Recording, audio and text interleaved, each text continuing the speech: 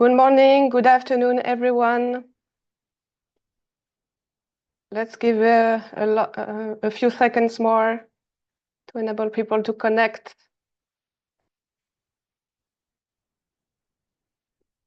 Okay, we have already 62, 70%, so let's start. Good morning, good afternoon, everyone.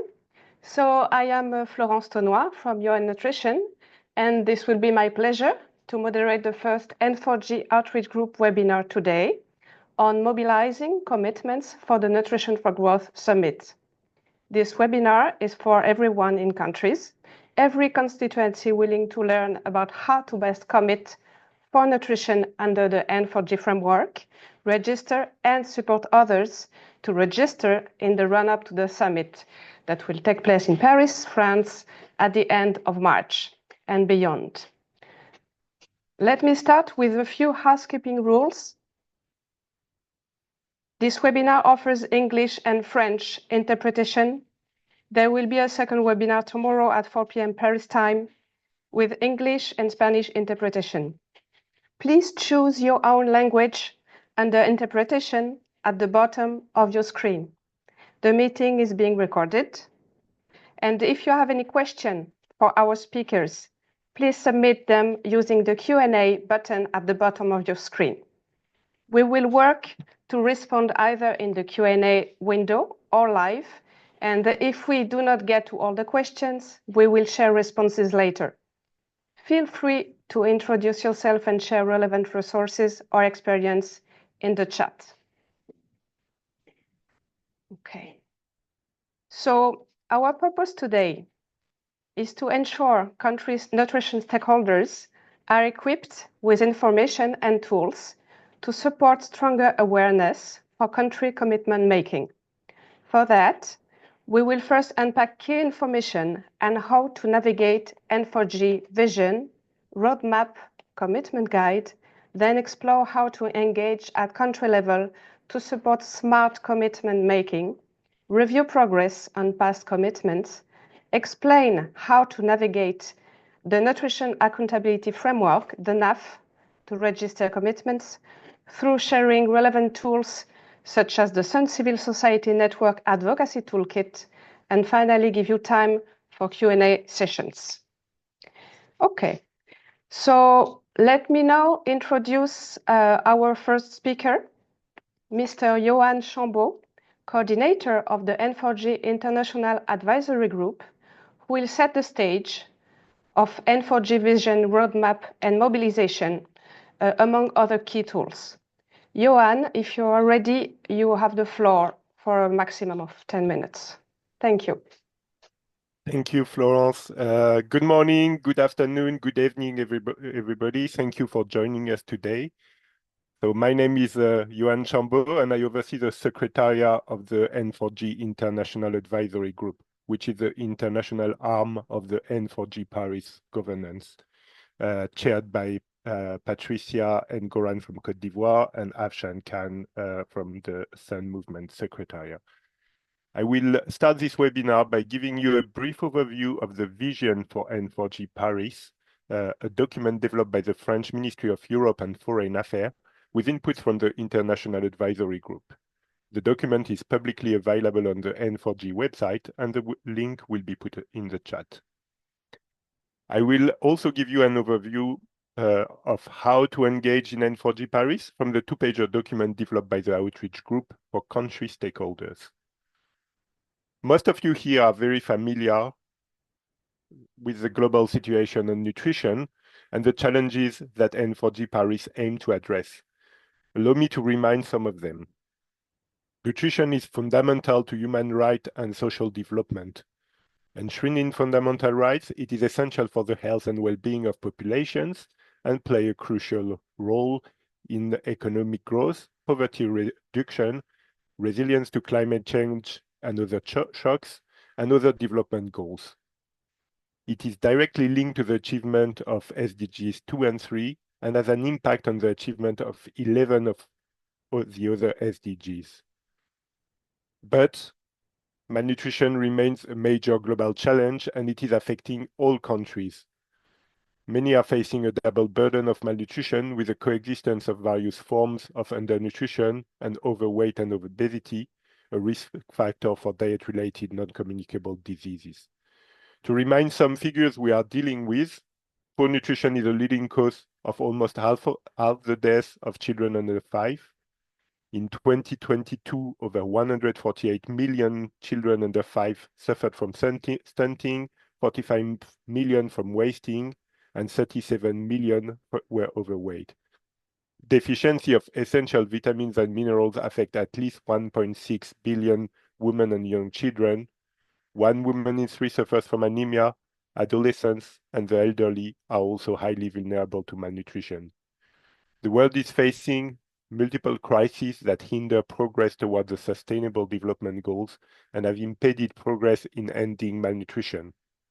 As the UN Decade of Action for Nutrition comes to an end, and we are 5 years to the SDGs, accelerating the mobilization of funds and the implementation of actions to improve nutrition is urgent and critical. Recognizing that investing in nutrition is a highly effective investment, generating $23 in returns for every dollar invested, according to the new 2024 investment framework for nutrition from the World Bank.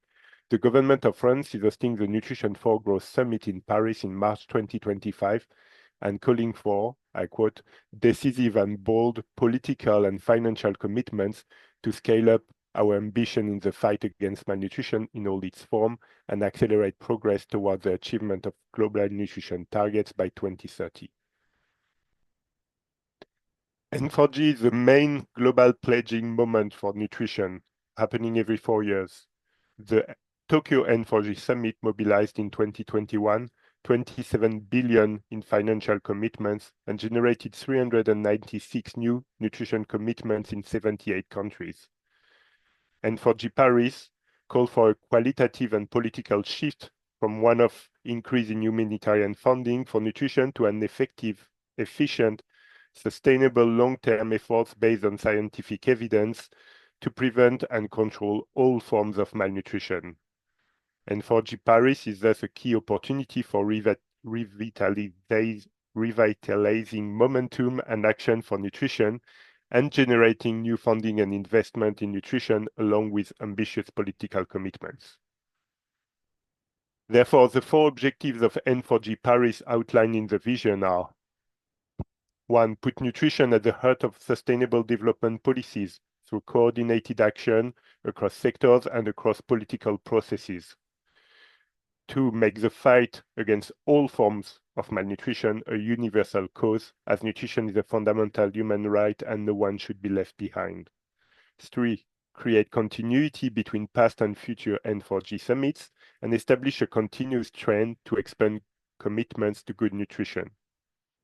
And 4. Maintain a high level of political and financial commitment from multiple stakeholders at national, regional, and global level. Next slide, please.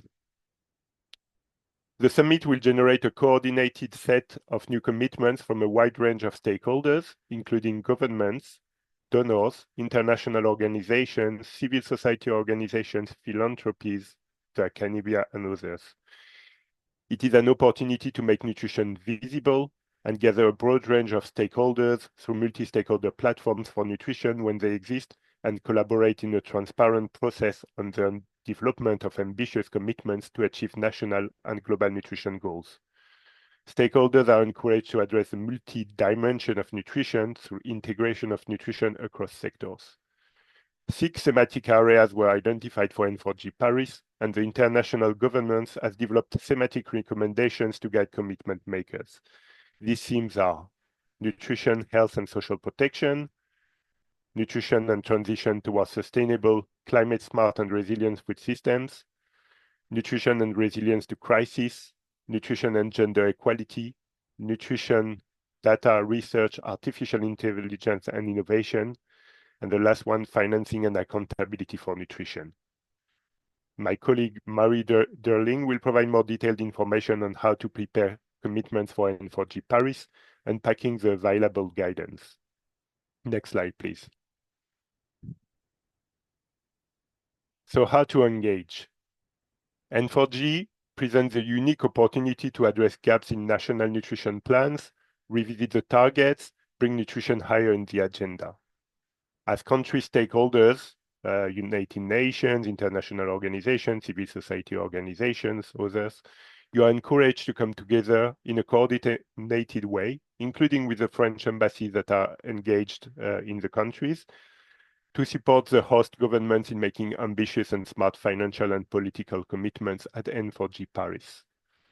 This can be done by disseminating existing resources and guidance, revisiting past commitments, especially those from Tokyo, if any, and assessing progress, gaps, and opportunities for a new set of commitments, encouraging the engagement of relevant government counterparts and stakeholders involved in the 6 thematic areas in the commitment formulation process, and support inclusive discussions on the formulation of a set of strategic smart commitments.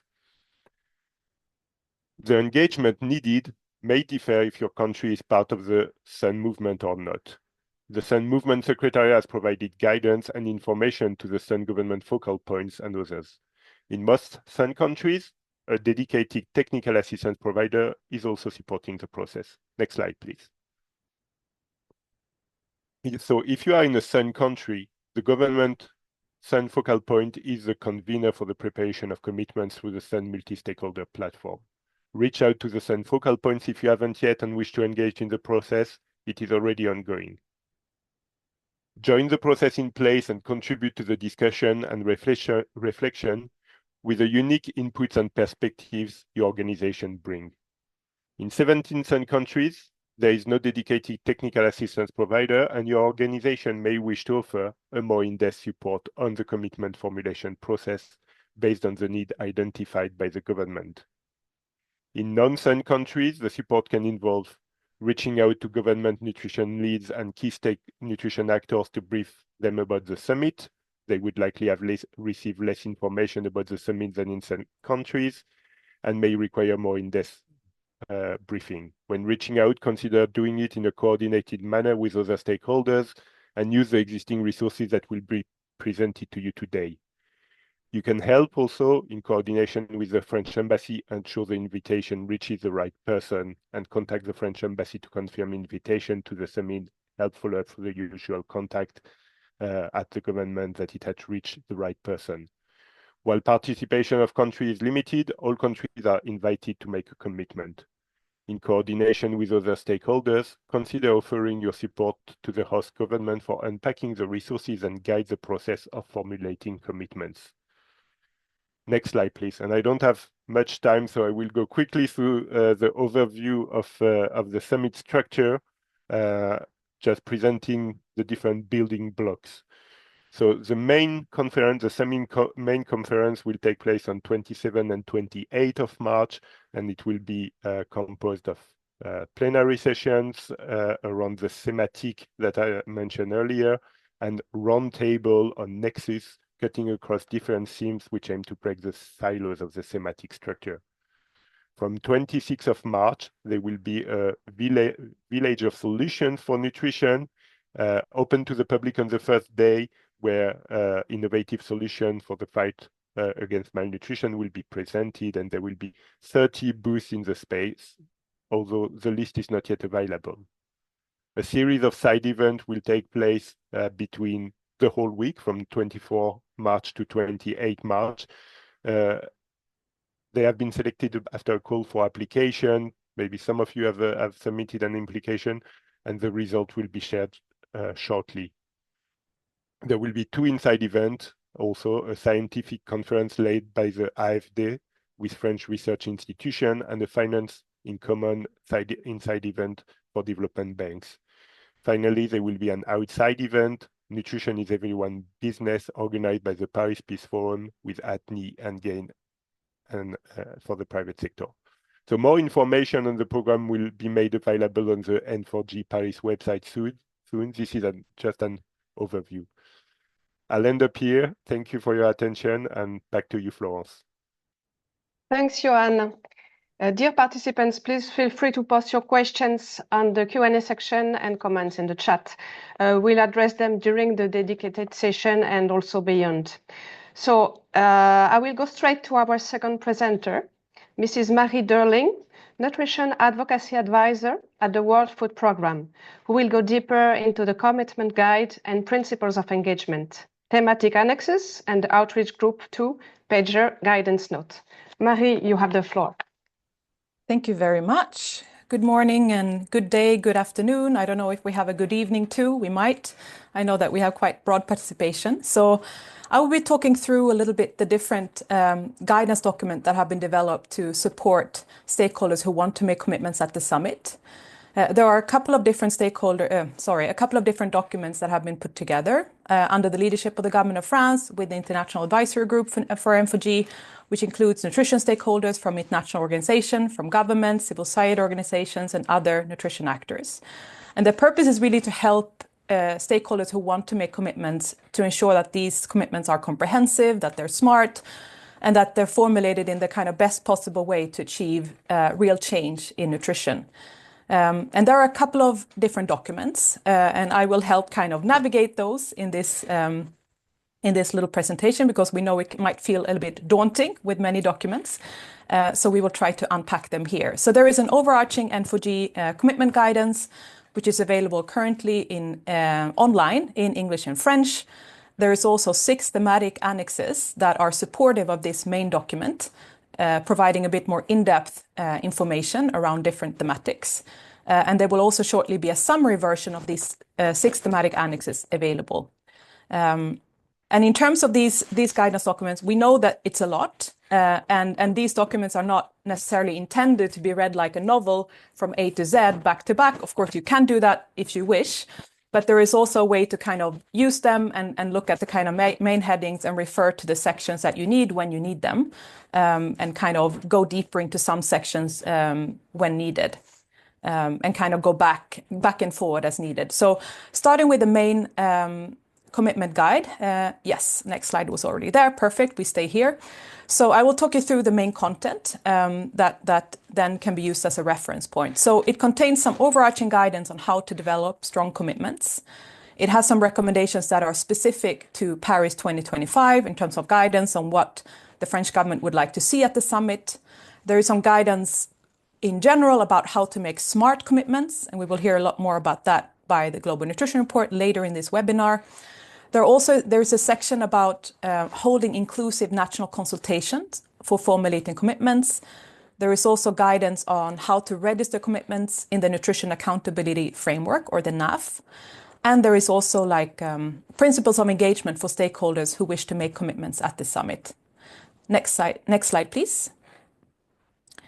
So unpacking a little bit the recommendations for commitments at the summit. So commitments overall should be either financial or political. And political in this context means any non-financial commitment. It can be policy, strategies, or coordination. It can be related to any other points that will kind of advance nutrition in a country or in an organization.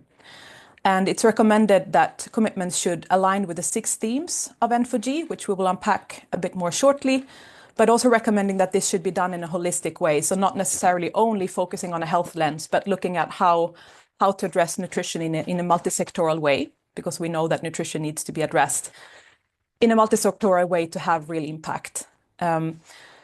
There is also a recommendation to integrate nutrition in sectoral plans. And this is where the 6 thematic annexes really come in to provide more guidance on how that can be done. So how is nutrition actions integrated in health systems or social protection systems or in food systems to achieve real lasting change and address the root causes of malnutrition. It's also recommended to build on past N4G commitments from Tokyo and kind of build on them and make them stronger. And really to look at how commitments can respond to national priorities, national targets, and where possible also national budgeting and accountability, accounting systems for accountability. And as we know that malnutrition in all its forms affect almost every country on earth, it's also recommended to look at all the forms of malnutrition where possible and to align with other stakeholders' commitment in the same country if possible. Next slide, please. Then there are also some requirements for all commitments that should be presented at the summit or be included in the N4G compact. And this is really a must, so to speak. The commitments must align with the N4G Paris Principles of Engagement, which I will unpack shortly. They must be correctly registered in the NAF, which is managed by the Global Nutrition Report. And they must be SMART, which I think you all know what it is: specific, measurable, achievable, relevant, and time-bound. And they must be monitored, including describing how they will be reported on annually through the publicly available NAF for accountability purposes. And we'll hear much more about that from the GNR later in the webinar. Next slide, please. Where possible, there is also a section, as I mentioned, in the guide about how to hold national consultations to formulate commitments, something that is recommended. There is a section that provides guidance on this, including a dedicated checklist with kind of questions to tick off. And I will highlight a few of those points here, but there is a lot more in the guide. So overall, it's recommended to set up inclusive consultative processes to review existing national nutrition policies and programs and bring stakeholders together to kind of formulate a new commitment that will have as much relevance as possible and address real issues. It's recommended for commitments to be multi-sectoral. It's also recommended to analyze barriers to progress in improving nutrition and review evidence on how to overcome them.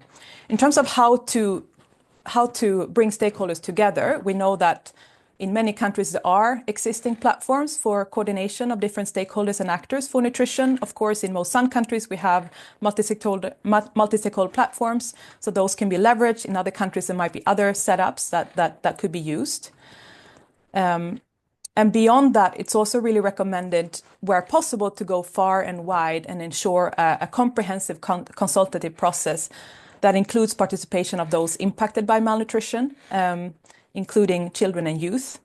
So that's something to be considered. And we know that that is happening in some countries, which is much welcome.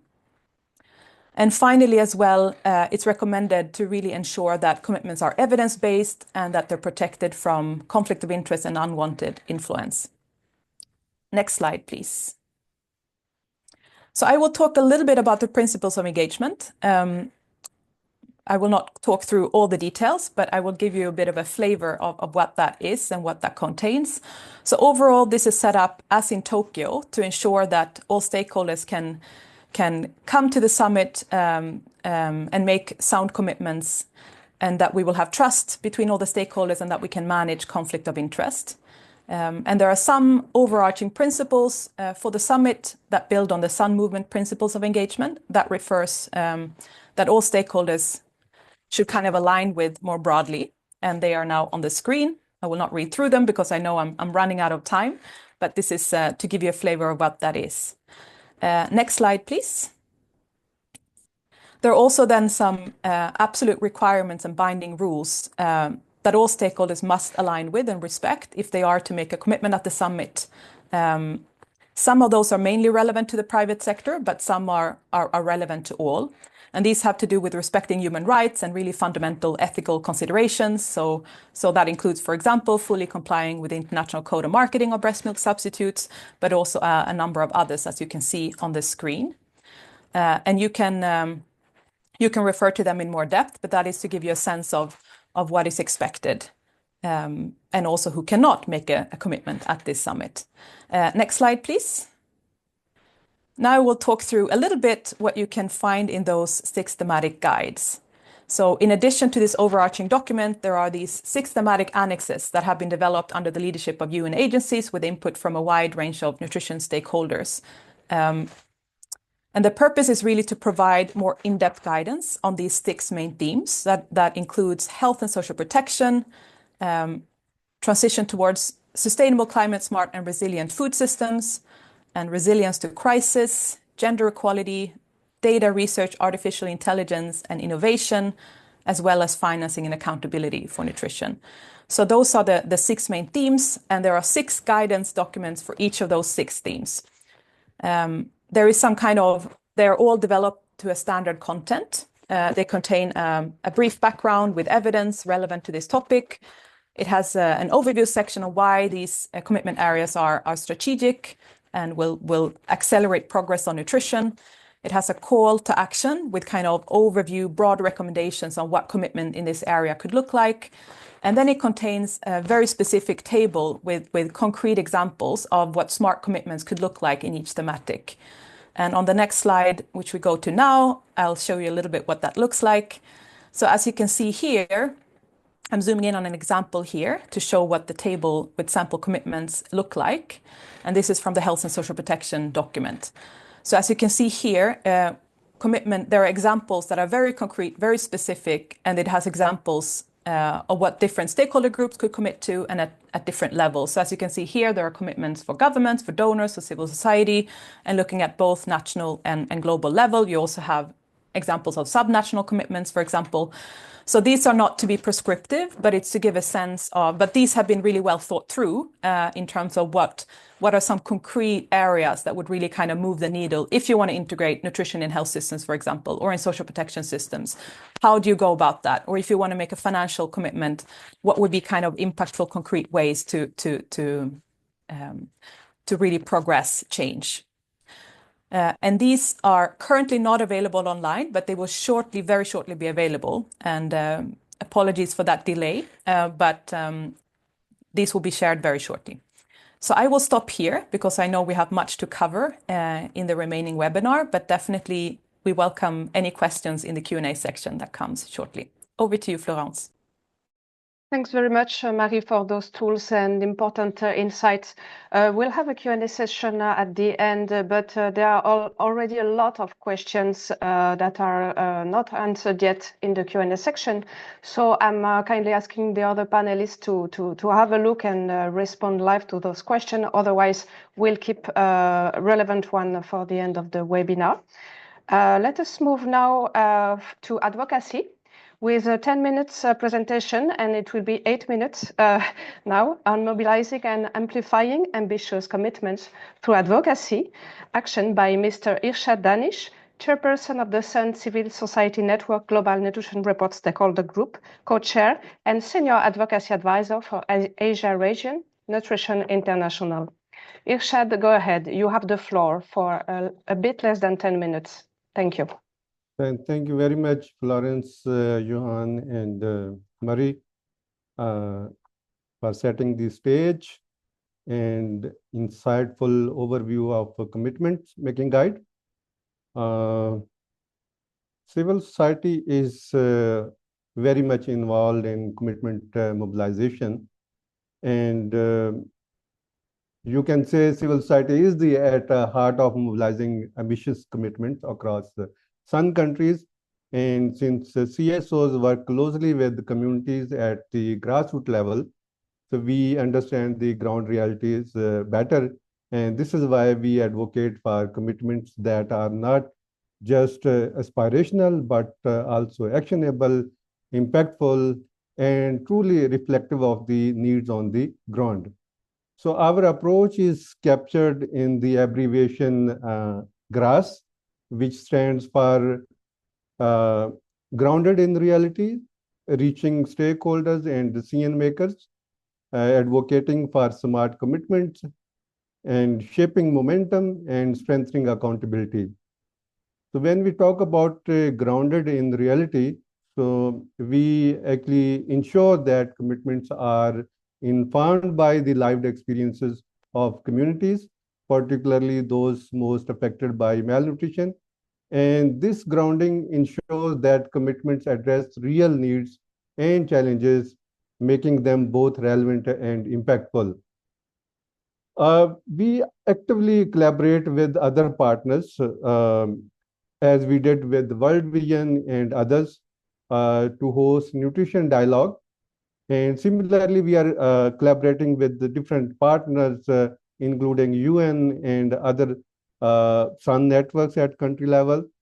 So these create actually spaces where diverse voices are heard and policymakers are engaged. And we have been part of national consultation, and in some cases, we also led some consultation at country level to shape commitments that are specific, measurable, achievable, relevant, and time-bound. And this smart word will be explained by Dr. Giacomo later. Shaping the momentum to sustain attention and drive action, we leverage both traditional and modern media through campaigns, press engagement, and public outreach. We keep nutrition high on the agenda and build public support for meaningful change. And accountability is the at the core of our work. You remember we launched We Are All Accountable campaign, and most of you were part of that campaign. So under that campaign, actually CSOs reported their progress on N4G commitments and encouraged other commitment makers to report on their pledges. And this transparency ensures that commitments are not just made, but also followed through. Next slide, please.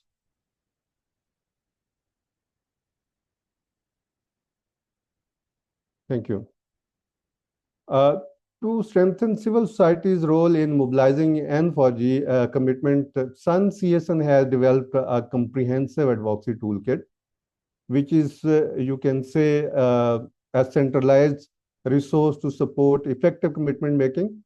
You can see picture on the slide, and we can also share share link of this commitment, this CSN toolkit later.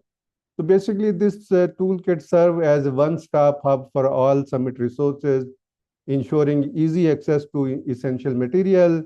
This is a guide for hosting inclusive nutrition dialogues and other meetings at country level, and a practical resource with sample outreach and lobby letters, as well as guidance on media briefing, social media advocacy, and strategic communication. And we would like to encourage you to explore these tools and connect with our team for any additional support if you need. And beyond providing these resources, we also offer ongoing mentorship and technical support to civil society organizations at country level, ensuring that they are well equipped to mobilize and drive impactful N4G commitments. Next slide, please. So this is my last slide, actually. And here, I would like to explain a bit how you can make your own commitment. My main audience is civil society, but other commitment makers as well. So I believe that real change starts with us, and that's why we are not just advocating for ambitious commitments. We are making them ourselves and encouraging our civil society members and other stakeholders to do the same. So at Sun Civil Society Network, we already finalized our commitment, but now we are discussing with our civil society alliance members and regional groups to make them more stronger and to have more ownership of civil society leagues. So when we lead by example, we create momentum, inspire action, and strengthen our collective voices. And each of us present here have a role to play, and here is how we can contribute. So first of all, I think we should inspire others. And to inspire action, we must set clear, measurable commitments that align with the N4G vision and global and national nutrition targets. When civil society takes the lead, it sends a strong message to government, donors, and other stakeholders to step up. Our action can create a ripple effect driving meaningful change. And we also encourage to regularly track your progress and report that progress. And I must say, commitment must be backed by action, and we need to track and showcase our progress regularly, demonstrating results, build trust, enhance credibility, and reinforce civil society's leadership in advancing nutrition commitments. And when we talk about advocacy for accountability, commitments are just beginning, I believe. what truly matter is delivering on them. And I think we must keep nutrition high on political agendas, push for regular progress reviews, and work closely with the CSOs and policymakers to ensure commitments translate into real impact. So I will pause here and invite my other colleagues to share their experiences in mobilizing commitments at country level. And I hope I manage my slides within 10 minutes. Over to you, Florence.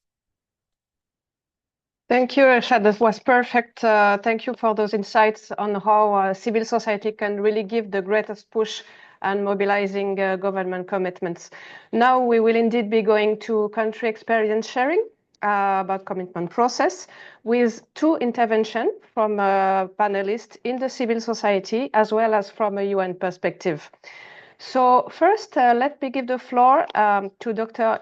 Issouf Traoré, coordinator of the Sun Civil Society Alliance in Mali. I hope, Dr. Traoré, you can hear us. For the sake of time, please maintain your speaking time below 5 minutes. Thank you. Go ahead, Doctor. Can you hear us? OK, merci beaucoup, Florence. Merci, je vous attends. Merci beaucoup, Florence. C'est un réel plaisir pour moi de partager avec l'ensemble des participants le processus de formulation des engagements N4G 2025 au Mali. Donc, d'entrée de jeu, je voudrais mettre un accent particulier sur le fait qu'au Mali, ce processus est sous le leadership de la société civile depuis le sommet de Tokyo 2021. Donc, ça, c'est extrêmement important. C'est la société civile qui, quand même, assure le leadership de tout ce processus au niveau national. Donc, qui dit assure le processus, c'est la mobilisation des parties prenantes, l'élaboration, la participation active au processus et l'élaboration d'un plan de suivi. Diapo. Donc, le processus a été lancé officiellement au Mali le 29 novembre 2024. Donc, après la réception de la correspondance officielle du centre au niveau global, nous avons lancé de façon officielle le processus de formulation des engagements de Tishon Fogro au Mali le 29 novembre. Et ça, cette rencontre nous a permis effectivement de définir les étapes clés. Comment est-ce que nous voulons que ce processus se passe de façon concrète. Donc, ça nous a permis de définir les étapes clés de formulation. Donc, après ça, nous avons organisé une seconde rencontre et le 14 janvier 2025. Et cette deuxième rencontre nous a permis de procéder à une évaluation objective, n'est-ce pas, des engagements 2021, qui est un exercice qui est fait effectivement par les organisations de la société civile chaque année, mais c'est pour permettre effectivement, c'était pour permettre à l'ensemble des parties prenantes d'avoir un certain consensus autour de l'évaluation du plan de suivi de la société civile. Donc, nous avons tenu compte aussi des leçons tirées des évaluations récentes, l'évolution du contexte institutionnel du pays, l'évolution de la situation de la sécurité alimentaire et nutritionnelle, mais aussi les nouvelles priorités du pays. Donc, voilà les éléments clés sur lesquels nous sommes basés effectivement pour aller de l'avant. Et au cours de cette même rencontre, c'est-à-dire la rencontre du 14 janvier, ça nous a permis de dire quels sont les engagements que nous allons retenir, parce que pour Tokyo, c'était 7 engagements. Quels sont les engagements que nous allons reconduire, mais sous notre format compte tenu de l'évolution du contexte. Donc, effectivement, cette rencontre nous a permis d'avoir déjà une idée sur le nombre d'engagements sur les 7 et dire qu'effectivement, on va reconduire 6 engagements. Maintenant, la troisième rencontre et la dernière rencontre s'est tenue le 30 janvier 2025. Donc, la formulation et la validation des projets d'engagement. Donc, l'ensemble de ces deux processus nous ont permis effectivement d'avoir à ce jour 11 projets d'engagement. C'est-à-dire un engagement sur tout ce qui est gestion des données et l'information, un engagement d'impact, 3 engagements financiers et 6 engagements politiques.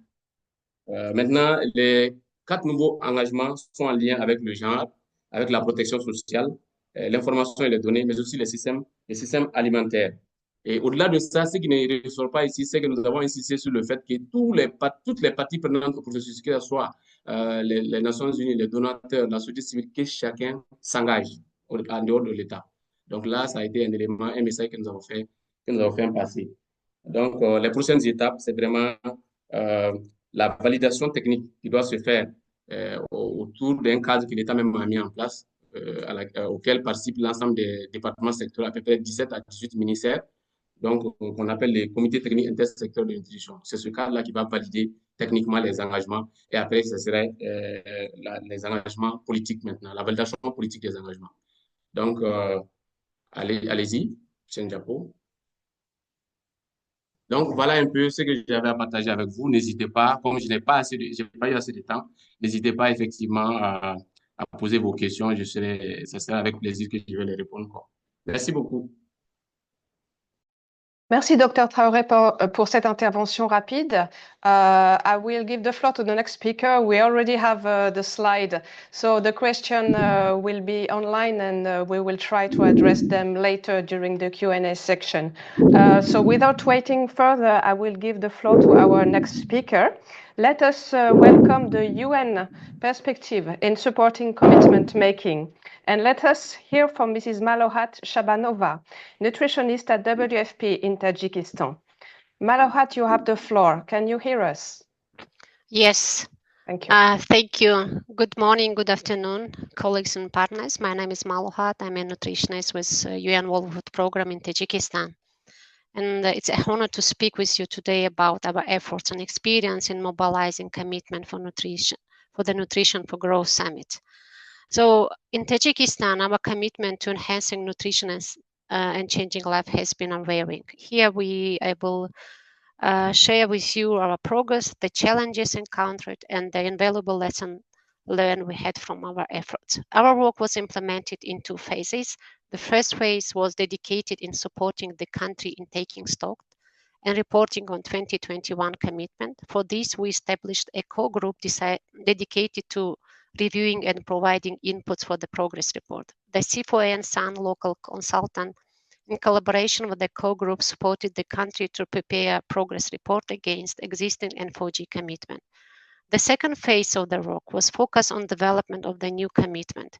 The commitment process was initiated through comprehensive consultation and interviews with the government representative and development partners. This inclusive approach ensured that the country commitment were well informed and aligned with the national priorities. I would also like to highlight that this group was instrumental in drafting the SMART commitments and ensuring their validation through a workshop scheduled for February 18. The role of food program, I think we played a pivotal role in this process. We engaged with the C4N SAN to secure the services of a consultant to provide technical guidance. Furthermore, we coordinated with the local stakeholders and translated technical documents into local languages to ensure accessibility and comprehension. Throughout this journey, we have derived several key lessons that will inform also our future endeavors. Availability of the policy materials. We in the country have the National Multi-Sectoral Action Plan, we have the National School Feeding Program, National Food System Pathway, the Climate Change Adaptation Plan. So we have several documents which actually help us to develop our commitment. And here also, I would also mention that the involvement of the stakeholders from the beginning of the process is very important. Here we also, as I said, we had the engagement from the government representative, development partners, and SAN civil society network. And this inclusive approach ensures that the diverse perspectives are considered, leading to more comprehensive and effective commitments. And also the technical guidance, which were also mentioned earlier. I mean, having this technical guidance, it's also important because that's will give it's ensure that all stakeholders have a common understanding of the goals, strategies, and action required. And translating technical documents into local languages and simplifying complex information makes it accessible to a broader audience. And of course, the government role and leadership is very, very important. And here, government leadership ensure that commitments are aligned with the national policies and priorities. This alignment is crucial for securing the necessary political and financial for the for the implementation of this commitment. And also the sustainability aspect plays also a important role when government is fully involved and is supporting. This is essential for the sustainability of the commitment. It ensures that the initiatives are integrated into national programs and receive ongoing support beyond the initial commitment.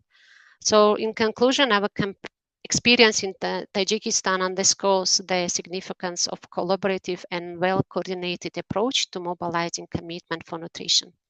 Thank you for your attention. Over to you, Florence. Thank you very much, Malouhat, for this insight on your country and on the efforts that the UN are doing for commitments.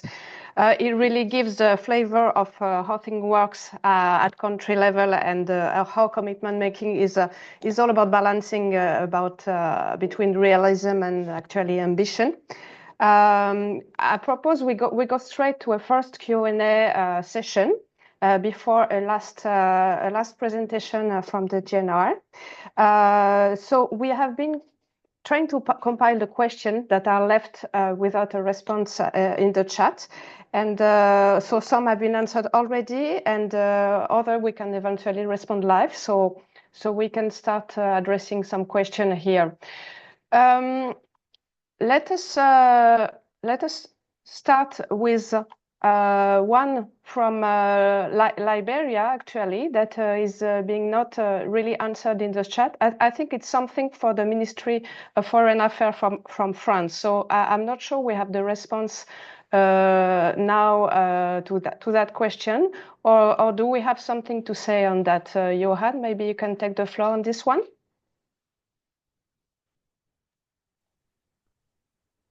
Thank you, Florence. Maybe can I ask the person that asked the question in the Q&A to come out of mic, and I don't know if that's technically possible, but to come out and give more details on his question? That's not technically possible. That's not technically possible. Okay, I'm happy to read the question if that's helpful, also for others who might have not seen the question in the chat.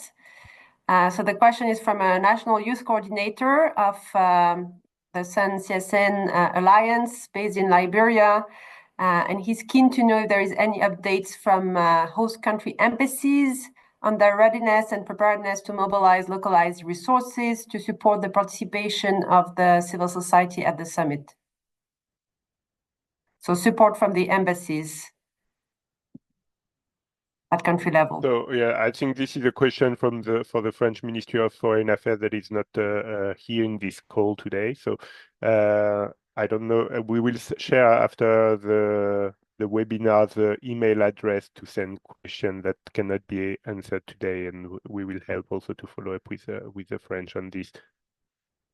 Thank you very much, Johan. We will go straight to another question that I addressed to panelists here. So is there any part of the commitment-making process that gives country an opportunity to identify what support they need, either technical, financial, or otherwise, to implement their commitments? What are the plans for answering the what next questions? Maybe, Marie, you can take the floor on this one. Sure, I will do my best. So I think in general, I think when there are like government commitments, and especially if there is a kind of collective approach to developing those involving different nutrition stakeholders at country level, that the kind of commitment making process can be part of a broader process of like looking at, okay, so what commitments should be made? How can those commitments then be integrated or support existing national plans, programs, and budgets that will then be, of course, implemented, reviewed, and reported on annually, regularly, depending on the kind of plan and program and budget. So this could really be an opportunity to also discuss who at the country level could be involved in supporting the implementation of this issue, this commitment. So I know already in several countries, as stakeholders are coming together with the Sun focal point, for example, to discuss the commitment, there are also discussions around, so okay, we're committing on this, so who can be part of supporting, providing the technical assistance to ensure that this is rolled out in an effective way. And that could also be an opportunity to discuss, what funding needs are there to implement this, how can we bring in kind of investments to support that specific issue? How can we draw on different budgets and support available? And of course, once those commitments are made and made into government strategies and programs and budgets, international investment should really align with those national plans. So then, of course, the kind of annual reporting process to the Global Nutrition Report could also be an opportunity to review progress and ensure that this agenda moves forward. I hope that was somehow coherent. Otherwise, please come in again with follow-up questions. Thank you, Marie. We will take another question. There is a very interesting one on reporting. And here I will try to give the floor to another panelist, Barbara Rebinder from the Sun CSN, Advocacy Advisor at the Sun Movement. So let me read the question. Periodic reporting on progress made in honoring commitment is key in ensuring that we meet set targets. However, it seems as if reports are generated only when there are major events, as the coming one. How can we ensure reports are constantly generated and stakeholders are using findings in making informed decisions aimed at honoring commitments? So I hope you can take the floor, Barbara. Give you the floor. Thank you, Florence. That's a very interesting question. And indeed, I think Giacomo from the GNR will also answer from a more technical perspective, as to how the GNR is going to actually regularly report on the achievements towards the commitments that are going to be made at the N4G. But what I can say from a civil society perspective is that that's indeed one of our concerns, and that we've been advocating for possibly holding also sort of in-between moments between the N4G summits, so indeed we can sustain the momentum. And also that's where civil society plays a key role in holding stakeholders accountable to the commitments that they're making, ensuring that progress are tracked and that commitments are course-corrected according also to changing contexts. So this is indeed a really, really important point that we want to elevate at this summit, is that we need to place accountability at the center of the commitments that we make. So it's not only a one shot every 4 years, but that's actually sort of sustaining a global momentum towards improved nutrition outcomes. Back to you, Florence. Thank you, Barbara. I think there are two or three questions that could be perfect to ask Giacomo from the GNR. So, Giacomo, as you wish, do you want to get back on the couple of questions that are for you, including the former one, or would you propose to present and then address this question? Whatever Over to works. you. I'm happy to answer the question and then go with the presentation, unless there are different there are more questions to be answered. Just to follow on Barbara's contribution, there is the intention from the GNR that given the resources available to report the progress on commitment more regularly than what has been the past. This will depending on resources, but we completely share the need for more accurate and more timely progress reporting. I would also take the opportunity to answer another question that was about what happens after the commitment are registered in the platform. While I will give you a little bit an overview of how that is done, let me give you an overview of what happened next. So after the commitment are submitted through the platform, there will be a time in which the GNR, the Global Nutrition Report, will verify the information that have been submitted. When we mean by verification is we will check the consistency of the information that have been provided. And if there is some lack of consistency, we will reach out to the commitment maker to make sure that the commitment can be improved in the way in which has been submitted.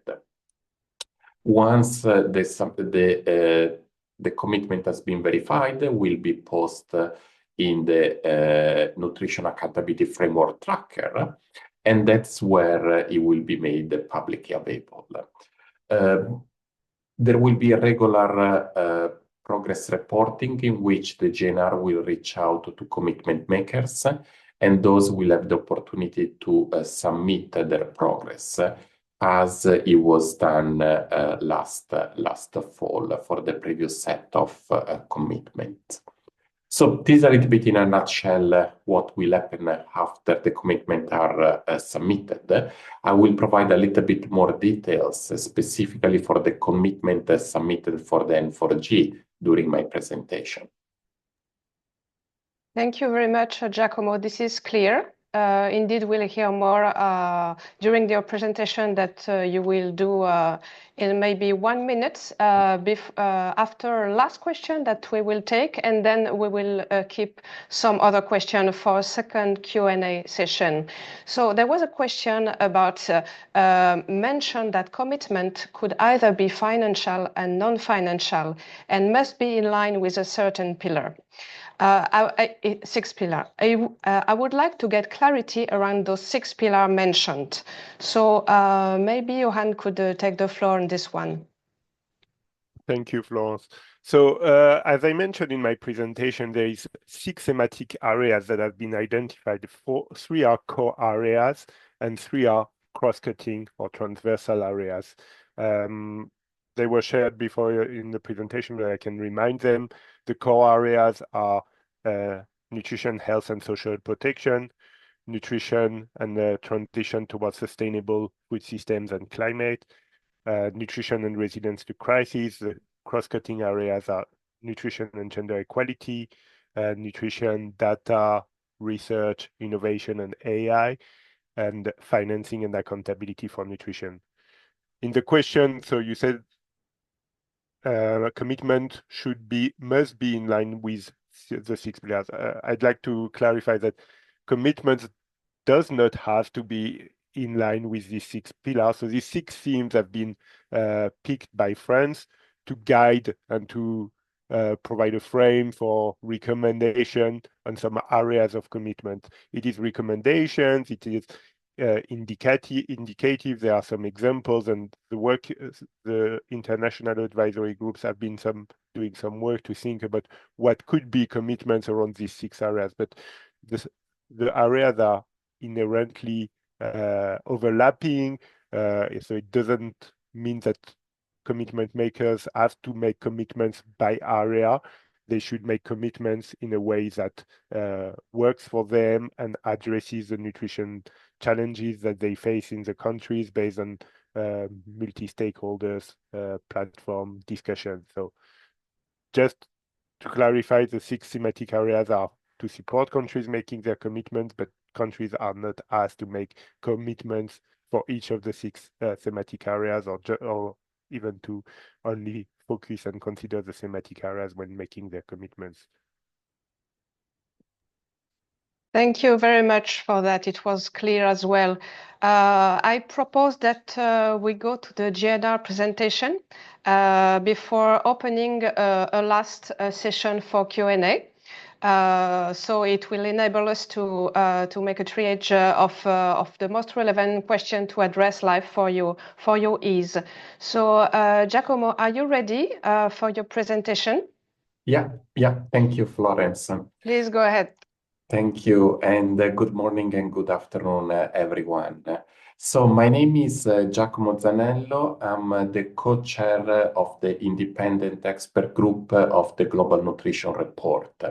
So the Independent Expert Group is the body of the GNR that will develop most of the products.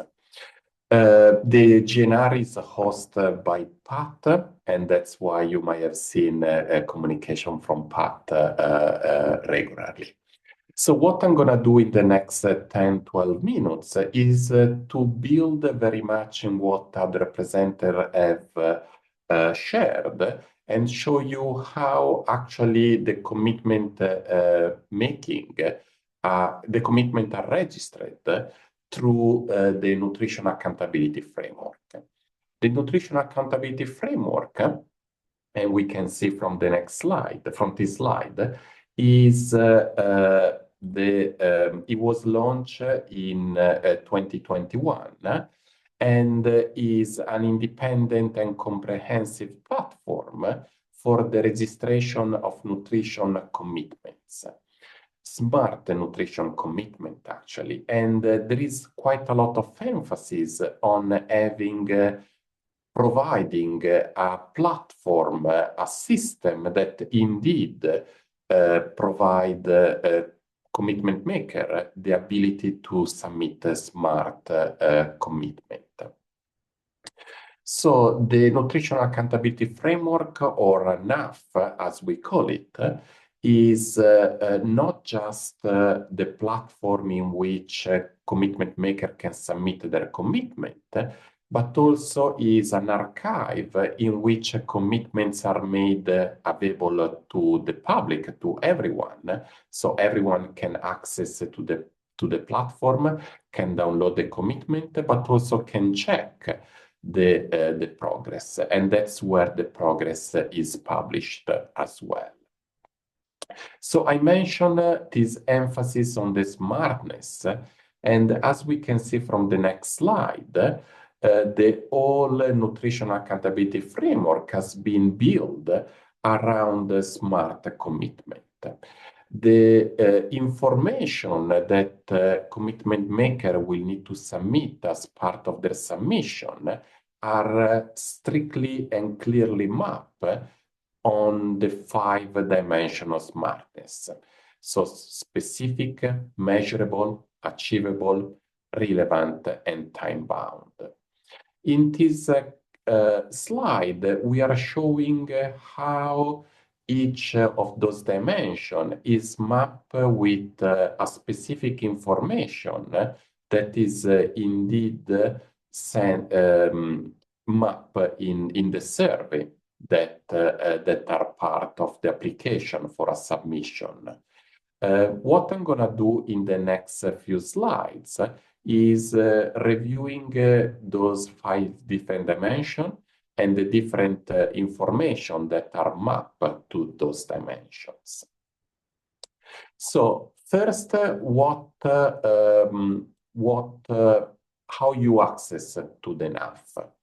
And we can see from the next slide, to access to the NAF platform, you need to create an account. And if we can go to the next slide, please. Accessing to an account, and each commitment maker organization will need to have one account. If you think your organization had an account but is not able to access it anymore, or you want to change the sign-in information, please do write to the naf@globalnutritionreport.org email address. So making an initial sign-up account allow commitment maker to submit a commitment. Once you start a commitment, and we can see from the next slide, the following one, sorry. There will be a form in which each commitment maker will need to answer different questions regarding the nature of the commitment they are putting forward. The form can be viewed in English, Spanish, and French. If possible, the information that will be submitted should be in English as much as possible, although we will try to do our best to manage also submissions that have not been done in English. The form will contain 5 different sections, one for each of the SMART criteria, and be relevance the first one. Something important to support the commitment makers, the form is dynamic. What it means? It means that you will be shown only the questions that are relevant to your commitment. And those questions are triggered from earlier responses. So if your commitment, for example, is a financial commitment, there will be all series of questions regarding the amount of money committed and so on, which will appear in the form only because it was triggered by the previous question of being a financial commitment. So this helps commitment maker to answer only the questions that are actually relevant to their commitment. So let's look a little bit at the different dimensions and which kind of information are required. In the next slide, we see the question about the relevance, and it will ask about which global nutrition target the commitment contributes to, and whether it's a N4G commitment, which I believe most of the commitment that will be submitted at the moment will be. This is important because the NAF is a platform that is open all the time, not just during the summits. So there might be in the future some commitments that are not linked to the N4G. The following slide shows what are the information that we collect for being specific. So we want a clear commitment title and a description of the commitment, as well as the type of the commitment. There will be some question about the geography, as well as the equity that the commitment, the population that the commitment is targeting. Then some information about the stakeholder name and the type of the stakeholder, as well as some information about the primary indicators that have been used to measure the commitment. This is key for the trackability of the commitment. And we want to make sure that this is very clear from the very beginning. The following slide shows some information about the measurability and the time-bound dimension of the smartness. We want to know the baseline level in the year, as well as the target level and the value of what it aims the commitment to reach, and whether there will be a monitoring plan. Finally, for the time bound, there will be a start date and a end date. Finally, the achievable dimension will require some information, and we can see that from the next slide, some information that proxy for the achievability of the commitment, whether the costs have been estimated, whether there are funding already available or funders that might be available, and how much of the funding has been secured. So those are the 5 different dimensions and how they are mapped within the form that that commitment makers will need to fill. If you are familiar with the platform, because maybe you submitted a commitment before, we want to emphasize how we have reviewed and amended the survey in a way that we believe is a more friendly and more easily accessible for the commitment makers. So hopefully the experience of submitting the form has been improved compared to a previous iteration of the form, both in terms of clarity, but also we really stick with only the information that we think best map the smartness of a commitment. The very last piece of the survey, and is in the next slide, is users, commitment makers, stakeholder have the opportunity to add any information and feedback. So this is optional, but it will be the last things that commitment maker can submit before submitting the full survey. We, as a GNR, created a series of different supporting tools, and we can see in the next slide, which include a guide, a step-by-step YouTube guide, in which give the direction on how to register commitment. And something that we want to emphasize is while is in English, being in YouTube, there is an auto translation and there will be subtitle in all series of languages. And in here we show how you can access to the subtitle. So it will be hopefully be of use and accessible to the vast majority of stakeholders.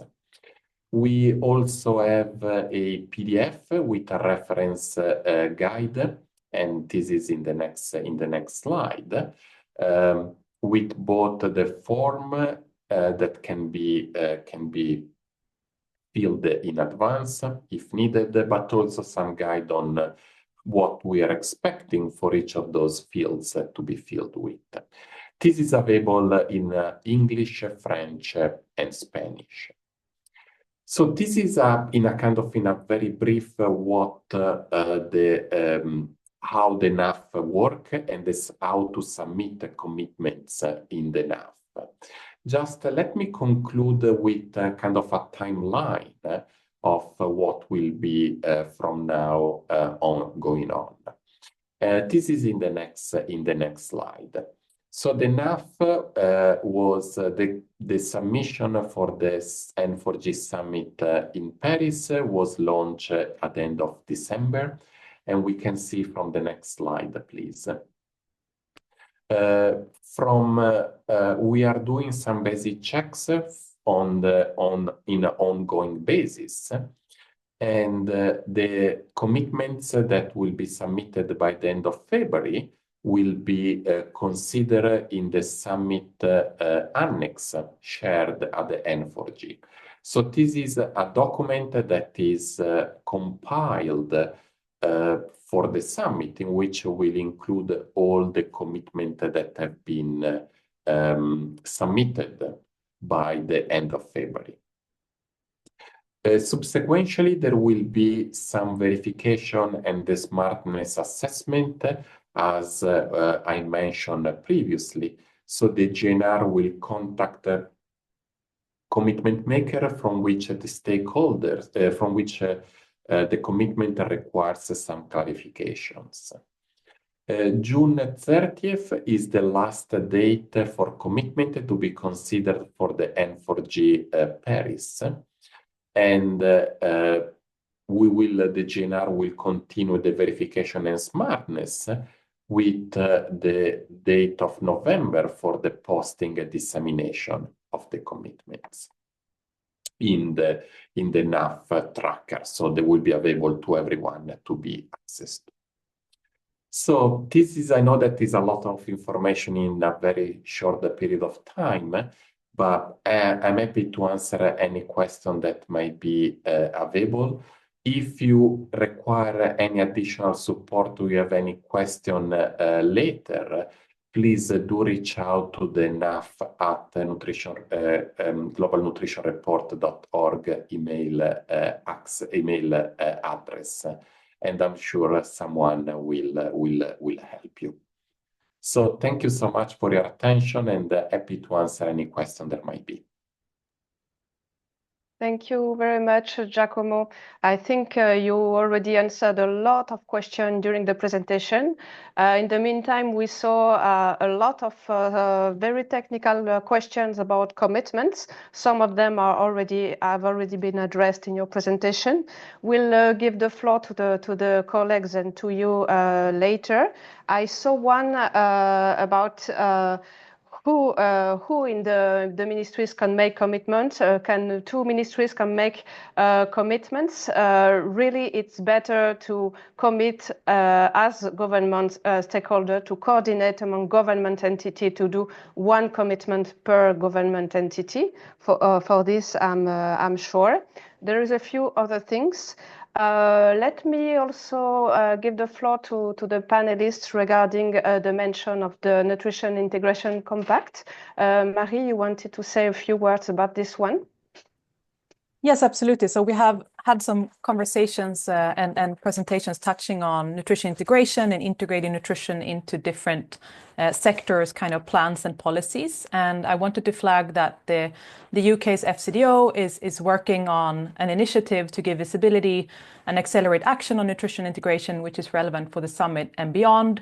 And the idea is to bring together different countries and also other organizations that are making commitments on nutrition integration together under a shared compact or coalition.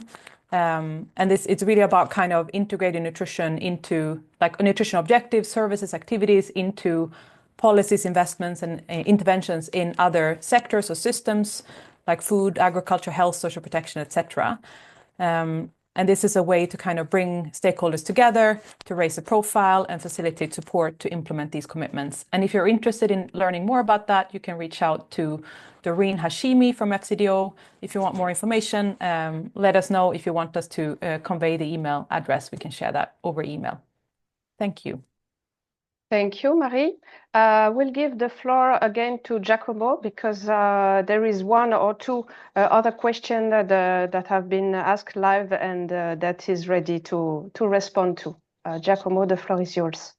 Thank you, Florence. Yeah, I see a question about languages and which language can the commitment be submitted. So all the information that we provide are in French, Spanish, and in English. And while we appreciate commitments that have been submitted in English, we will, the GNR will make the best to manage and to work with the commitment that have not been submitted in English. Pat got experience with different kind of both Spanish and French. The reality is that given the amount of commitment that we might receive in different languages, we might need to rely on automated translation with some checkings. So the GNR will commit to manage and to accept commitment that have not been submitted in English. This might require a little bit more time for it. So if it can be submitted in English is better, but if it cannot, please do submit it with the language you find more familiar with. Thank you, Giacomo. There is also a very relevant question about the monitoring mechanism as a whole. I don't know whether you would be able to respond to this one or any other panelist. And also a practical question, is there a limit to the number of commitments per country government? Giacomo or any other in the panel? Yeah. Thank you. There is not limit on the number of commitments, but and maybe other panelists are more qualified than me to answer that. But I think there is a scope to try to coordinate the action of governments in a way that rather than having many different commitments, more smarter, more defined commitments can be more easily trackable. And yeah, I will leave it to other more qualified member of the panel to expand on this. Thank you, Giacomo. We are seeing a few other questions in the Q&A. We'll ask the panelists to take the floor for anything they would like to answer. I see a question in French. Nous sommes le 11 février et les guides techniques ne sont pas encore partagés, mais la deadline pour les engagements est le 28 février. Ne serait-il pas raisonnable d'étendre cette deadline? So on this, maybe I will call on Johan to precise, but the deadline for registering is more June, but the deadline of 28 February is more to have a chance to get the commitment reviewed and showcased at the summit. Johan, am I right? I think maybe it's better to call in the GNR on this, because the GNR is also setting the deadline to be able to have the review before the summit. Sorry, Giacomo, I'm putting you on the spot. Is that okay? Yeah.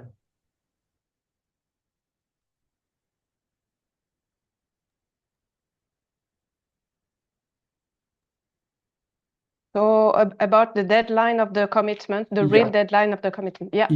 So the commitment, the deadline for N4G commitment is the 30th of June. However, for commitment that can be shared through the Annex Compact that will be published at the summit is the end of February. And those are dates that have been communicated by the ministry in the French ministries. Thank you, Giacomo. I will give the floor to our panelist, Dr. Traoré, who would like to say something or address a question. Dr. Traoré, you can take the floor. OK, merci beaucoup. Moi, je voudrais intervenir surtout par rapport au nombre d'engagements. C'est vrai, comme les autres l'ont dit, il n'y a pas de nombre d'engagements limité, mais en réalité, quand on suit le processus de façon pratique, en tenant compte des anciens engagements du pays, l'évolution du contexte, les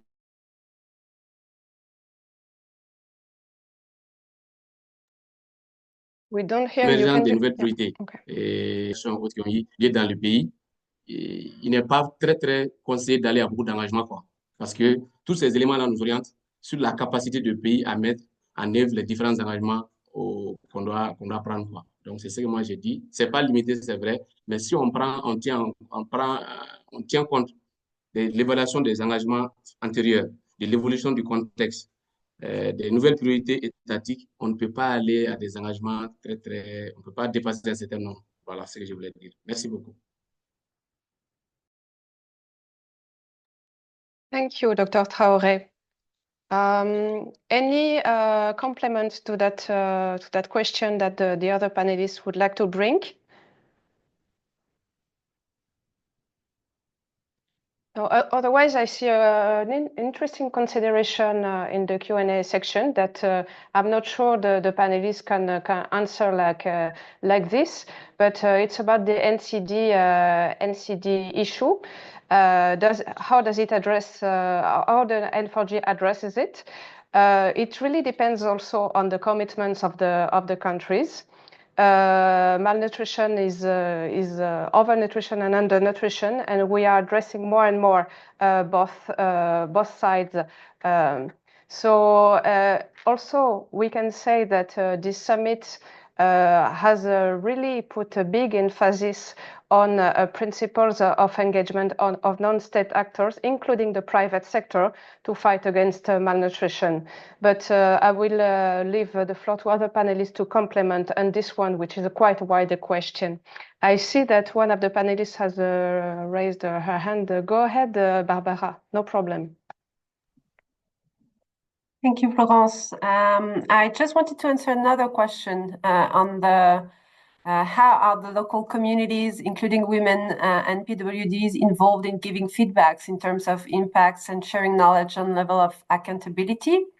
I just wanted to elevate an initiative that has been led by an organization called 4SD and the World Vision International Organization on Nutrition Dialogues.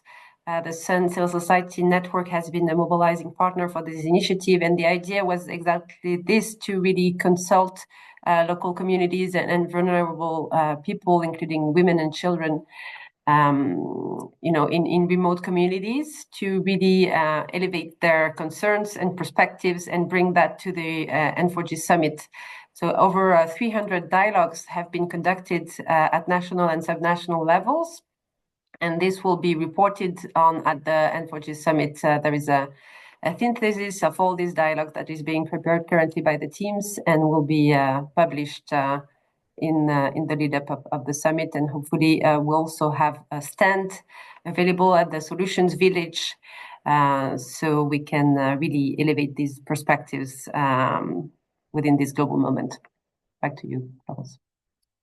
Thank you, Barbara. There are 2 or 3 questions that have come and for which the panelists would like to respond. So I will let you take the floor, but try to be quick because we're almost at the end of the webinar. So please, Johan, take the floor to complement my intervention, and then Marie on the compact. And be quick, thank you. Yeah, so on the question about the thematic recommendation and the deadline of 28 February for them to be in the annex. So the documents will be published very soon on the N4G website. We are sorry they've been going through steps of editing, formatting that have taken a bit long, but the summary is going to be available this week, and the documents, the full recommendations, will be available this week or next week. Whether for them to be taken into consideration for your commitments, so these recommendations are indicative. We suggest that if you have already done your prepared your commitment through multi-stakeholders consultations, you can have a look at the summary and the recommendations when they are out and see if there is any changes that you would like to take into consideration for the commencement. But indeed, we would encourage you not to delay the publication of your commitments in the Nutrition Accountability Framework, the registration of your commitments in the Nutrition Accountability Framework once they are ready. Over. Thank you very much, Johan. I will give the floor to Marie for last remarks, and then I will close the webinar. Go ahead, Marie. Yeah, I just wanted to respond to the question if the Annex Compact is different from the FCDO Compact. So there will be an overall N4G Compact published by the Global Nutrition Report from the summit with the commitments that are presented at the summit and registered in the NAF. Then there is the FCDO Compact that will also be kind of reflected in that compact, although it's partly separate from the overall commitments, but it will be reflected in that overall. Hope that was clear, and hope that was also reflecting the truth. Yes. Thanks. All right. Marie. Thank you. We have seen that there are a few more questions in the Q&A. Maybe we can still answer them live, but with 1 minute left, I think it's time to close this webinar. We will address the rest of the queries by email. So it has been a pleasure to facilitate that webinar, aiming at providing you all with the necessary tools and tips for the elaboration and registration of smart commitments in the run-up to the Nutrition for Growth Summit. We have taken note of the questions and consideration that we did not have the time to address today. We will do our best to revert. I warmly thank all the panelists and the outreach group team for your contribution. Wishing you all a nice day and week ahead. Thank you.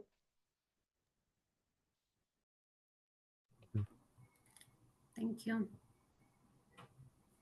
Thank you, everyone. Merci beaucoup. Bye bye. Bye. Merci.